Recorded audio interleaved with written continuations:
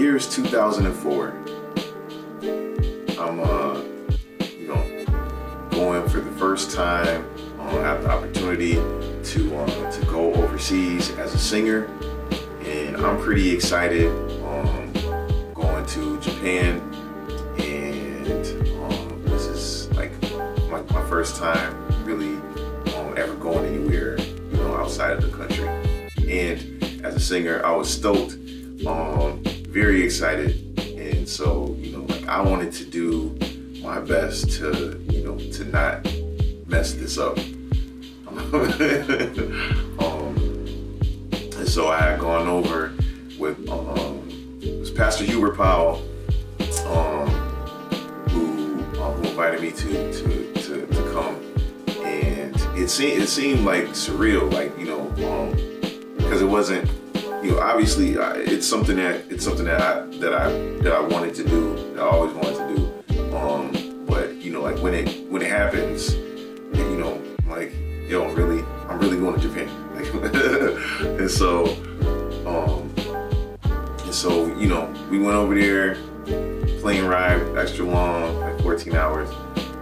It was straight. Now for me, I'm trying to always just, I don't want to be in the way. I want to do what I'm supposed to do, and and keep it moving. So you wouldn't even know that I was there. That's, I'm just trying to not be the one to cause no problems, especially because over the years, I'm sure the group has had stories of of people who have caused problems. They make funny stories, but I'm sure at the time it might not have been so great. But anyway, I'm trying to chill, trying to be low key. I want to make sure I got the songs down. I'm listening to the rehearsals. I'm doing what I got to do. And so, but it was I couldn't, that first trip, it was little stuff. I kept on getting in trouble. Not big trouble, but it's stuff just kept on happening. And so, it was my first time again, going out of the country, let alone being on the tour. So I'm all right, I'm just listening to everybody else in terms of what it is that you do with your time, what it is that you're supposed to be doing, and what time you gotta be in the lobby and all of this. So so we get to this hotel, mind you, I'm kind of just picking up on things that other people, so I'm doing the stuff that I see other people doing, because I'm trying to blend in, trying to not, just keep my head low and just, keep moving. And so, so already, even before we got to Japan, now we took a shuttle bus from Hartford, Connecticut to New York, to New York City, where JFK Airport is, because that's where we were leaving from. So the ride maybe was maybe an hour and a half, 2 hour ride to JFK. Of course, I gotta be the one to do something. So I'm thinking, I got all my stuff, I'm ready. We get in the line. Who leaves their boarding pass on the shuttle bus? This guy. So I done left my daggone boarding pass. I got now, it was either my boarding pass or my passport, something like that. And anyway, I wasn't gonna be able to get on the plane. And so, but the guy ended up coming back. They was able to get in contact with the get in contact with the bus driver, and he actually came back and and did us a solid. And just for further context, this was in 2004 when everybody didn't have a cell phone like that. So it was real hit or miss on whether or not people did. and so like you might not be able to get in contact with. So we were lucky to be able to contact the driver of that bus, and so he got the stuff back to me just in time for me to be able to get on the plane. Okay, that, you know what I mean? Like, so it's like that, you know what I mean? Like, I'm trying to figure out how to, you know, like how to move, like, you know, like what are we supposed to be doing here? What are we supposed to be doing there? And so, like then, like I started feeling like, you know, that soreness in your throat that you get right before you get sick.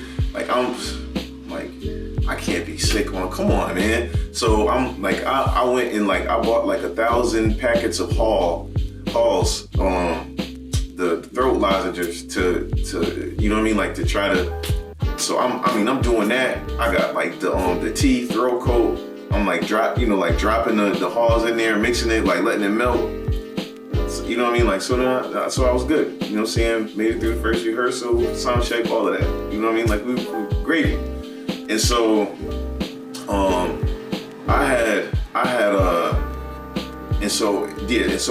this last time, it was like we were supposed to be in the lobby at 1 o'clock. So professional singers, you know, you have to be on time for lobby call. You might as well be early because it's just super unprofessional. And you know what I mean? Like, and it's good. I mean, pretty much the opposite of everything that I was trying to do, you know, when I went. So, you know, again, I'm trying to stay super low key, nigga. You know, so I'm like, all this other stuff done happened. I'm ready. I was ready. Me and my friend Bernard, like, you know, I was ready. I believe he was ready too. But then we go down to we went down to Doobie's room. Doobie Powell. You can YouTube some of his videos if you're not familiar. Dope artist. But so, you know, he's been there many times. So I'm like, you know, so my thinking is, all right, well, when in Rome. So lobby call is at 1. It's like, you know, it's 5 of, and I'm like, all right, well, we gotta go down. Doobie's in his room. He, you know what I'm saying? Like, he's moving at his own pace. He's chilling. So I was like, oh, well, you know, I mean, it's his dad's tour, so, you know, I guess we're good. You know what I'm saying? Like, I'll wait for you to go to the elevator. Dog. So, you know, Bernard and I were probably about 10, maybe 15 minutes late to get down to that lobby. And bro, when I tell you, we came off of the elevator and the look of disgust on his mother's face, Pastor Jackie. But I will never forget, she was so angry. She was so mad. She's like, and rightfully so. She's like, when you, like, we said be down here at 1 o'clock, y'all be down here at 1 o'clock. We don't need to be having these people waiting, da-da-da-da. You know what I'm saying? Which, again, super unprofessional to not be at lobby call, you know, on time. We had people waiting for us.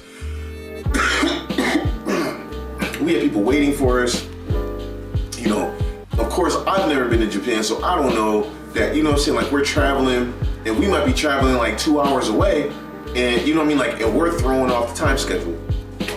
But I'm thinking because, you know what I mean, like, well, Doobie was taking his time, you know what I mean, like, I just waited for him and came down on the elevator with him, and you know what I'm saying, like, it ended up, you know what I mean, like, and ended up catching, you know what I'm saying, like, catching it because I didn't go with my first mind and just go and, you know what I'm saying, like, and be down there a couple minutes early, and you know, and so that happened. That's not even the story. I'm just, like, so that I'm just laying that out for y'all. So that happened, and then So I'm like, yo, to myself, I'm like, yo, I'm not gonna do anything else the rest of this trip to make it harder for nobody that's on here. It was, you know what I mean? Like, now I already said to myself that I was gonna do that, but now it was my mission. This was my purpose, was to not make anything else harder for the rest of the group and not to do anything stupid, bro. So because of what happened with us being late down at that first lobby call, I made sure that I was down there like almost 30 minutes in advance, like just waiting. You know what I mean? Like, even like I'll go to the store or something like that and just have my stuff with me, or you know what I mean? Like, just make sure that I was down there in the time that we were supposed to be there. Like, yo, I would lay my stuff out so I would have it. I would bring everything. I would make sure that it was ironed. Sometimes I would come down already dressed. Like, I would come down already dressed for the gig. Like, you know what I mean? Like, so I didn't have to do anything, you know what I'm saying? Like, anything else. All I gotta do is be there. So, you know, so then there came another point at which is like the middle of the tour, and you know what I mean? Like, I'm rushing, cause I'm like, yo, you know, I'm like, oh, we gotta be downstairs, and it might have been like under 10 minutes. So I'm like, yo, I'm like, nah, I'm not gonna miss. So I grabbed all of my stuff, or so I thought. And I'm like, all right, you know, I got everything. We going to the gig. You know. So one of the requirements was that we had because we were on stage every night. So I had to have black dress shoes. So I had like black dress pants, a button up, a white button up, and black dress shoes. And so this night, I had everything with me except for my dress shoes. And I realized when it was already too late, because Tokyo is a big place. Okay? So I mean, you could drive for 2 hours and still be, you know, and still wind up in the middle of it's a very large city. So like it wasn't like I could just go back to the hotel and, you know, and grab them or nothing like that. We were far away, and so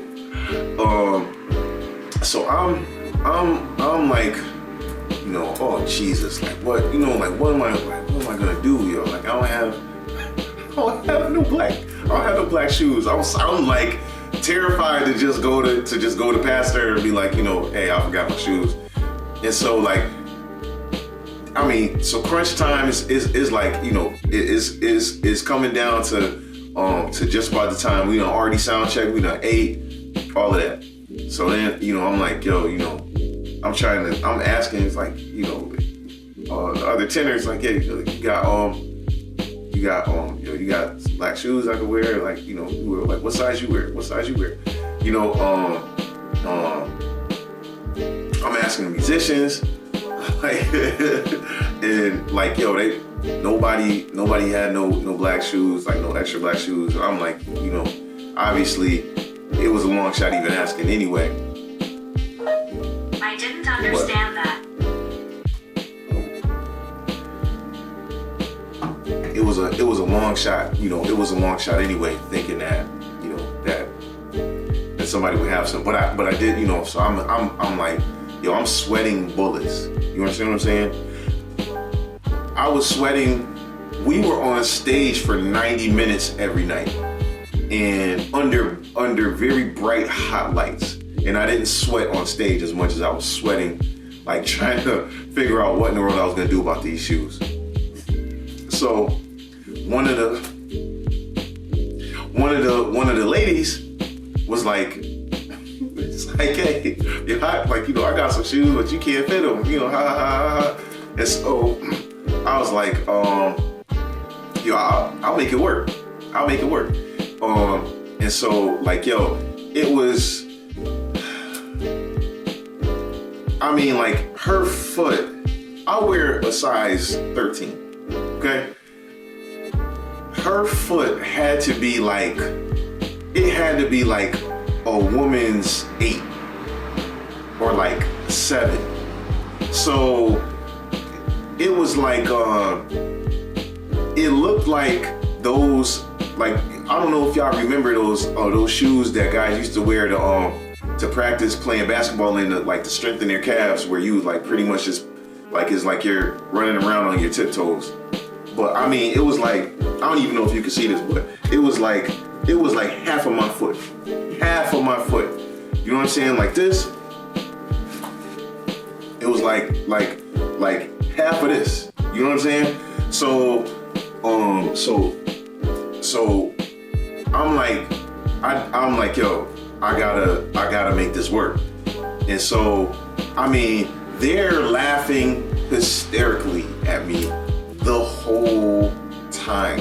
And you know what I'm saying? Like, yo, but not only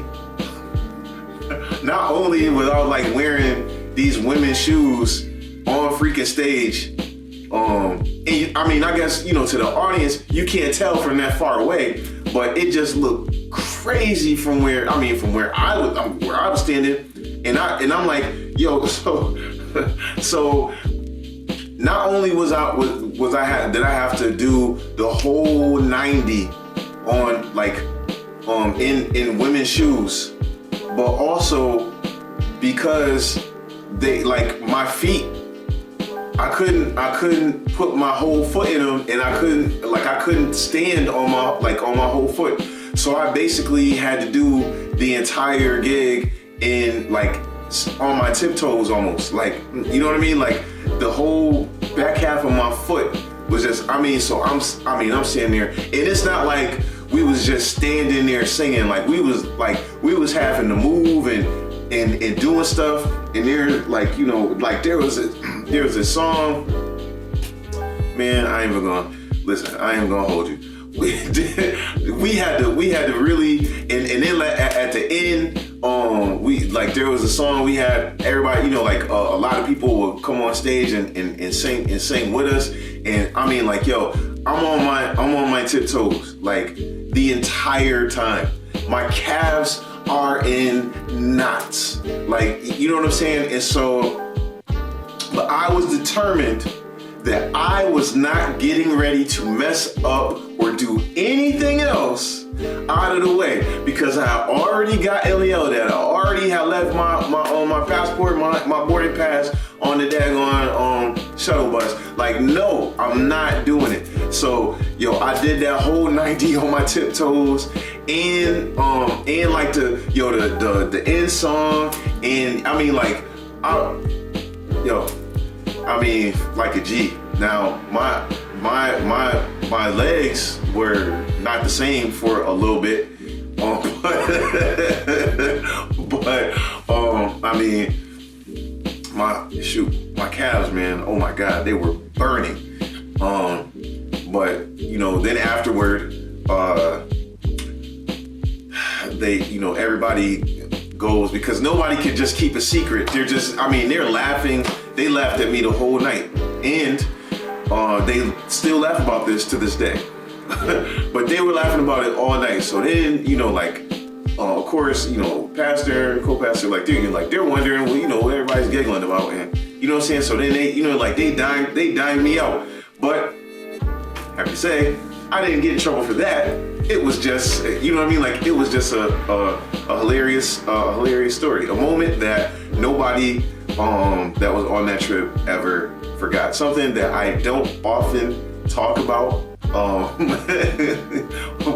except with them, but it all ended up working out, and I didn't mess up.